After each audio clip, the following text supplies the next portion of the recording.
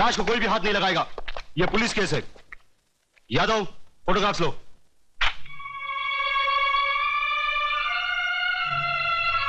लगता है इन्होंने आत्महत्या की है। दिखाई नहीं देता? इन्हें मारकर लटका दिया गया है। इसका फैसला ना आप कर सकती है ना हम। हवलदार, डेड बॉडी को नीचे उतारो।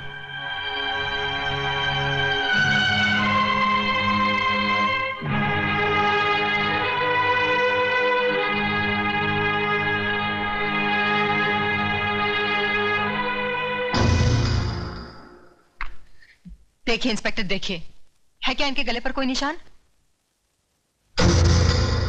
हर आदमी जब आत्महत्या करता है तो उसके गले पर निशान होते हैं, उसकी जबान बाहर निकल आती है। साफ साफ नजर आ रहा है कि इन्हें मारकर लटका दिया गया है। मेघा जी प्लीज, आप हमें हमारी कार्रवाई पूरी करने दीजिए। हाँ करो, कार्रवाई करो। अरे इस्माइल भाई साहब को साहब के लिए चाय बोलो, कुर्सी लाओ, लिखो जो जी में आए वो लिखो, और बाद में डाल देना पुलिस थाने के किसी गोडाउन में सड़ने के लिए जहां लाखों के सड़ रहे हैं। लिखो लिखो। इस तरह गर्म होने से कोई फायदा नहीं। जो हो चुका सो हो चुका। लक्ष्मीदास जी की मौत का मुझे भी अफसोस है। अरे बाबा ज्यादा अफसोस मत करो, मेरा धनिया उठ जाएगा कहीं। Mister Pratap, please shut your mouth and keep quiet. What do you mean keep quiet? What do you think about yourself?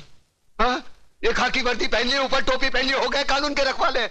अरे कानून यहां से जानो, यहां से जताओ, पहले अपने खून में बहती हुई बेईमानी को मिटाओ। निकले कार्रवाई करने।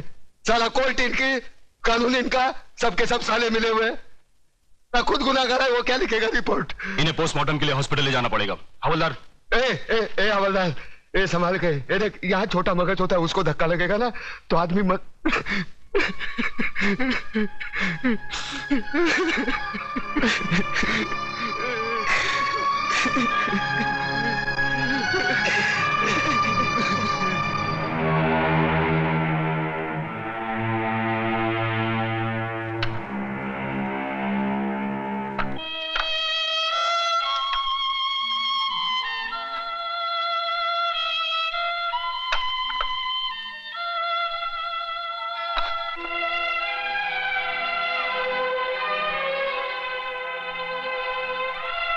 मुखाग्नि के लिए आइए।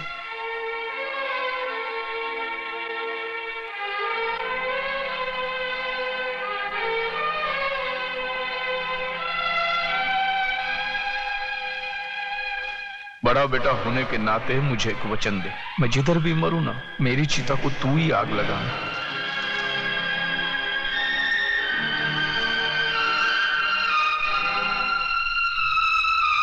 प्रताप, बापू की इच्छा पूरी करते।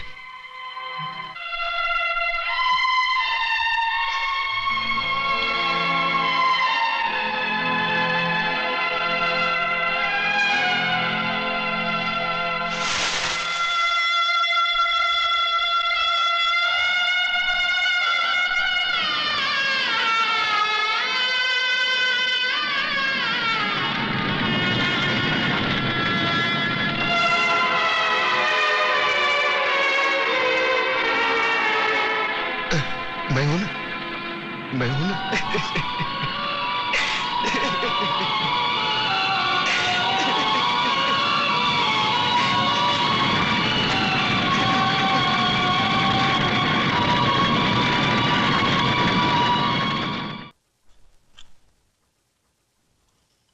राम नाम सत्य है, राम नाम सत्य है, राम नाम सत्य है, राम नाम सत्य है, राम नाम सत्य है। उतारो भाई, उतारो आराम से।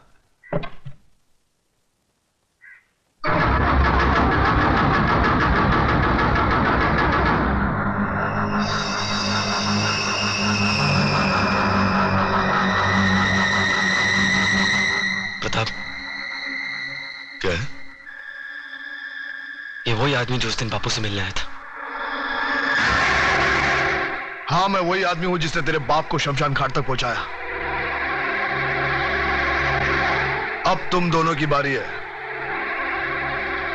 क्योंकि चतुर सिंह ने एक कसम खाई है कि तुम दोनों की चिता की राख से वो तिलक लगाकर ही भोजन करेंगे। ये रही तुम्हारी चिता। फिर देर किस बात की है? चलो बड़े बेटे से ही शुरुआत करो।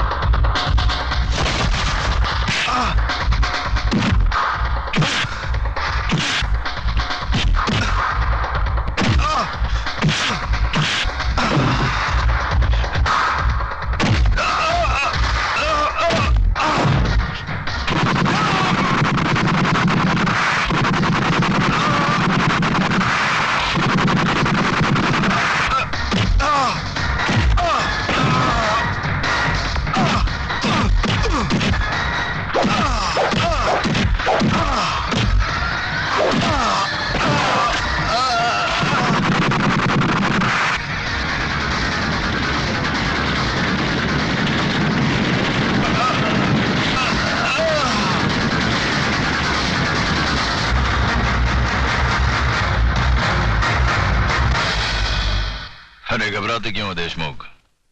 अब तक तो जलकर राख बन चुका होगा। अरे तुम लोगों को अपने दोस्तों पर भरोसा ही नहीं है।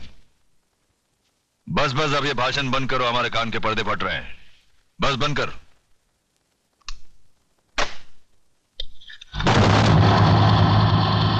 रामदीन, कौन बोल रहा है? चिल्ला मत और मेरी बात अच्छी तरह से अपने भेजे में उतार ले। तूने मेरी राख मंगवाई थी टीका लगाने के लिए, मैंने तेरे भड़वों की राख भेजी है, पूरे बदन को लगा ले। ठंडा कर, अपना भेजा ठंडा कर।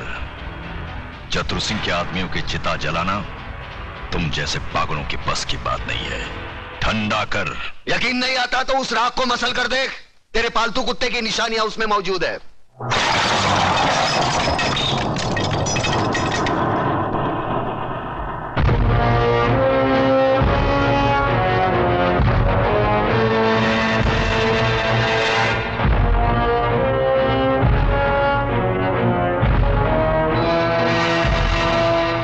हराम के, तूने जलती हुई आग में हाथ डाला है। हम तुम्हें ऐसे जलाएंगे कि तेरे चाहने वालों को गंगा में बहाने के लिए तेरी राख भी नसीब नहीं होगी। अरे मुझे जलाने की बात छोड़, मैं तो तुझे ऐसी मौत मारूंगा ना तो तुझे जमीन नसीब होगी ना आसमां।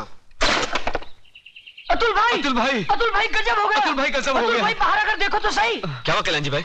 अरे क्या हुआ? क्या नोटिस लग गई, 24 घंटे में बस्ती खाली करनी पड़ेगी। बस्ती किसी की बाप की जागीर है कि खाली करनी पड़ेगी? खाली तो करनी पड़ेगी भाईजान, क्योंकि अब इस बस्ती का मालिक चतुर सिंह है। लक्ष्मीदास जी ने बस्ती बेच दी और नोटिस पढ़कर हम लोग आए हैं। अरे बाहर में क्या वो नोटिस और बाहर में क्या चतुर सिंह? मैं भी नोटिस फाड़ के चतुर सिंह की तो। नहीं अतुल, तुम ऐसा नहीं करोगे, इससे हमारा केस बिगड़ जाएगा। उन लोगों ने अगर कानूनी तौर पर बस्ती हटाने की कोशिश की है तो हम भी कानून का सहारा लेंगे। चलो मेरे साथ। कानून हर किसी के लिए बना है, लेकिन अदालत की नजर में जो गैर कानूनी है उसके लिए एक जज की हैसियत से मैं कुछ नहीं कर सकता। ये स्टे ऑर्डर नामुमकिन है। मगर जज साहब, अगर मेरे पिताजी ने चतुर सिंह को जमीन बेची होती तो कम से कम मुझे मालूम तो होता, उसके कागजात होते मेरे पास। जज साहब, जिस तरह आपने 24 घंटे में कानूनी तौर पर हजारों लोगों को बेघर करने का नोटिस जारी कर दिया, उसी तरह उसे रोकने का भी तो कोई कानून होगा। मिस मेघा, सलाह के लिए वकील होते हैं, जज नहीं। जज का काम है सिर्फ फैसला सुनाना। जानती हूँ जज साहब, अच्छी तरह जानती हूँ कि इस बार भी आपने पैसे खाकर बड़े होशियारी से शुक्रवार की शाम को यह फैसला सुना दिया। आज सैटरडे है, कल संडे और परसों नवरात्रि की छुट्टी। लेकिन इतना याद रखना जज साहब, ये जो गरीबों की बद्दुआएं और चीखें हैं ना, ये साए नहीं जाती। और जब ऊपर वाला अपना फैसला सुनाएगा तुम भी बच नहीं पाओगे। चतुर सिंह, ऊपर वाले के हाथ से तू बचे ना बचे, लेकिन मेरे हाथ से तेरे को कोई नहीं बचा सकता। अगर एक बाप की औलाद है तो एक बार मेरे सामने आकर दिखा। तू भौंकता बहुत है आराम के, और भौंकने वाले कुत्ते हमें पसंद नहीं। अगर अपने बाप की औलाद है तो आ जाना महालक्ष्मी चौक पे। हम हर साल नवरात्रि को मां की पूजा करने वहां जाते हैं। अरे जितनी मन्नतें मांगनी है आखिरी बार मांग ले, ये तेरी जिंदगी की आखिरी पूजा होगी।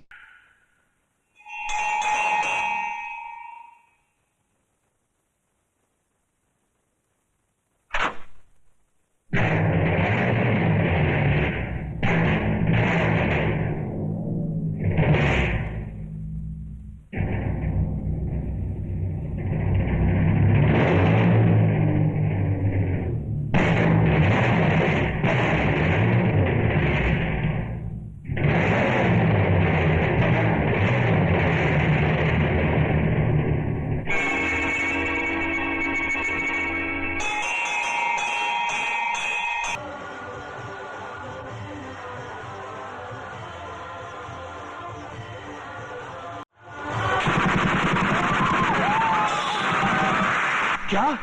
चतुर सिंह का खून? ओ खुदाया, ओरी बाबा, दादा का खून हो गया। किसने किया खून? अरे छोड़ो ये सब बातें, मुझे तो चिंता यह है कि शहर का क्या होगा, हम सबका क्या होगा। बहस मत करो कमिश्नर। जो आदमी चतुर सिंह जैसे खतरनाक आदमी की चिता जला सकता है, वो तो हमको कभी भी शमशान घाट पहुंचा सकता है। मगर ऐसा हरगिज नहीं होगा सर। सुनो सुनो कमिश्नर, कल टीवी सेंटर में जनता की अदालत प्रोग्राम में हम सब लोगों का इंटरव्यू है। ऐसा बंदोबस्त होना चाहिए वहां पर कि परिंदे भी पर न मार सके, समझे?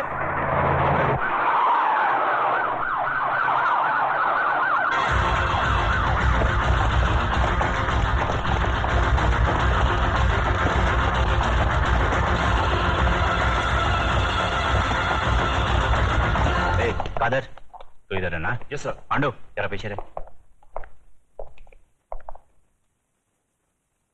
आज जनता की अदालत में जनता के सामने जनता के प्रतिनिधि मंत्री श्री बबन राव देशमुख, विपक्ष के नेता श्री चंद्रसेन आजाद, कानून के रक्षक इंस्पेक्टर सत्यवादी दुबे, न्यायमूर्ति श्री हुक्म अली जाबिर तथा इस शहर के सबसे बड़े बिल्डर मिस्टर योगराज अपराधी के रूप में यहाँ मौजूद हैं। इन सब पर यह आरोप लगाया गया है कि शहर में जो हाल ही में दंगे फसाद हुए हैं, जो हत्याएं हुई थी, वह सब इनकी मिलीभगत थी। क्या ये सच है देशमुख जी? लोग आजकल राजनीति को, कानून को और पुलिस को गांधी जी के 3 बंदर कहते हैं। वो बंदर जिनके सामने सब कुछ होते हुए भी न कुछ सुनते हैं, न देखते हैं और न कुछ कहते हैं। देखिए साहब, हमारे यहाँ लोकशाही है और लोकशाही में हर किसी को कुछ भी पूछने का और कहने का पूरा अधिकार होता है। मैं आपकी इस बात से बिल्कुल सहमत नहीं हूं। अगर ऐसा होता तो दूसरे राज्यों की तुलना में हमारे राज्य में चारों ओर इतनी शांति कभी नहीं होती। अगर चारों ओर शांति होती तो पिछले दिनों हमारे शहर में जो दंगे हुए वो क्यों होते? साहब, ये सब विदेशी ताकतों का हाथ है, क्या करें? देखिए मंत्री जी, जब भी देश में कोई विपत्ति आती है तो हर मंत्री का आप ही जैसा जवाब होता है कि इसमें विदेशी ताकत का हाथ है। अब पिछले दिनों जो भूकंप हुआ था, क्या इसमें भी विदेशी ताकत का हाथ था? Order, order, please maintain the silence. पर लोग तो कहते हैं कि इस विपत्ति में आपके साथ विपक्ष के नेता चंद्रसेन जी का भी हाथ था और पांव भी था। जी, ये सब बकवास है, इसको हम नहीं मानता है। अरे हमारा पक्ष का सिद्धांत अलग है, इसका पक्ष का सिद्धांत अलग है। हम लोग अलग अलग दल में रह के एक काम कैसा कर सकता है? ये सब गुंडा लोग का काम है, बात करता है। चंद्रसेन जी बिल्कुल ठीक कह रहे हैं। ये तो पुलिस को बिना मतलब बदनाम किया जा रहा है। नहीं, ये तो आप कहते हैं, पर लोग तो कहते हैं कि जब दंगे भड़के तब दंगे वाली किसी भी जगह पर पुलिस सही वक्त पर नहीं पहुंची थी। अरे यही तो अपनी पुलिस की असली निशानी है। जब सब कुछ खत्म हो जाता है उसके बाद पुलिस आती है।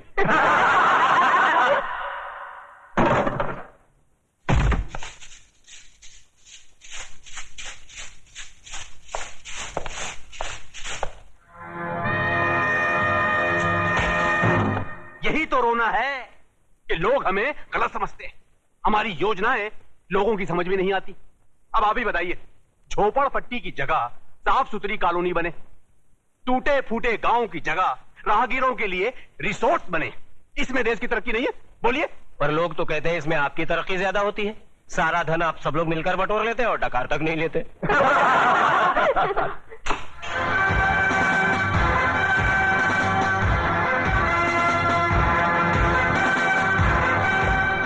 नेताजी और पुलिस वाले ने तो अपनी सफाई पेश कर दी। अब जज साहब, आप और योगराज जी अपनी सफाई में कुछ पेश करना चाहेंगे? ऐसे मामलों में लोग अगर कानून के रखवालों पर शक करने लगे तो फिर सफाई में कुछ कहना क्या? देखिए, हम ठहरे व्यापारी लोग, हम अपने धंधे में गुंडों का साथ नहीं लेते। गुंडों का साथ आजकल कौन नहीं लेता योगराज जी? अब तो माफिया वाले भी राजनीति में उतर आए हैं और आजकल नेता लोग भी अपने क्रिमिनल रिकॉर्ड की बुनियाद पर ही चुने जाते हैं। क्यों देशमुख जी, आप तो नेता बनने से पहले दमन से चांदी की स्मगलिंग क्या करते थे? देखिए देखिए, ये मुझ पर झूठा बेकार का इल्जाम लगाया गया है।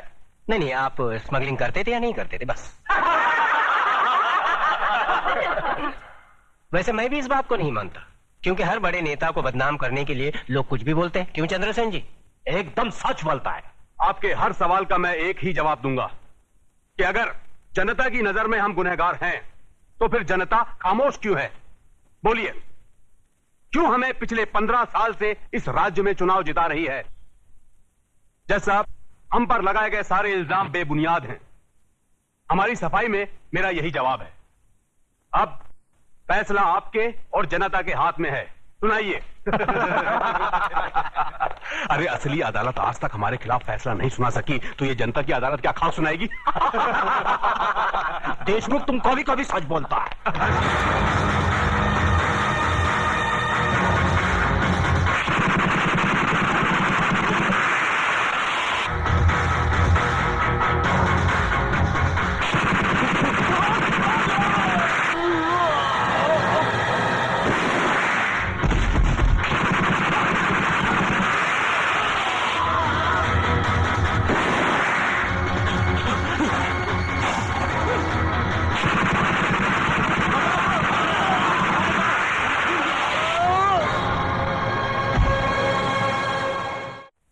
अपनी सफाई में कुछ कहना है?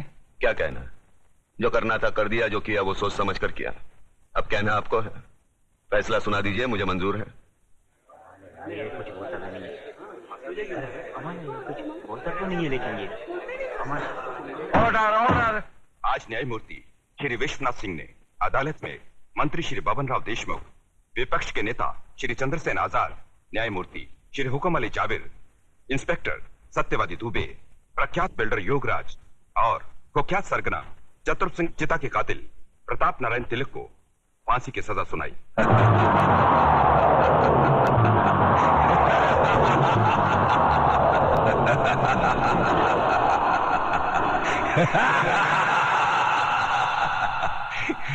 जिंदा आदमी के खून के इल्जाम में फांसी की सजा। देखा पकिया, हमें तो माता के आशीर्वाद और बुलेट प्रूफ जैकेट ने बचा लिया, मगर वो हराम का कानून की मौत नहीं, चतुर सिंह चिता की दी हुई मौत से मरेगा। पता करो कौन से जेल में है।